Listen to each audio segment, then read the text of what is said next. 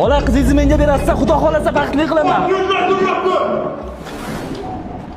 Sevganimni onasiga qo'ng'iroq qilib, "Xolajon, tez orada qaytaman men ham. Qizingizni begonaga berib yubormang, hayo qilib aytmayapti, sevadi u ham.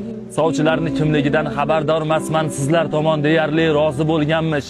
Bilishimcha oddiy oiladan emas, orzu qilgan mashinamda ular kelganmish." Onasi ham sekin taskin ovozda, "Ular shunchaki sovchi, hali ko'ramiz. Boylik bilan hech kim baxtli bo'lmagan, qizimizni bersak faqat sizga beramiz."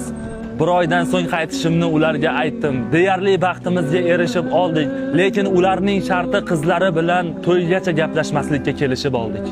Bir oy ham bo'lmasdan uyimga qaytdim. Bu xabarni mendan boshqa hamma bilibdi.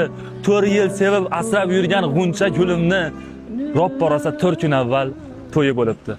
Va'dalar berildi, yolg'on, sevgini bilmagan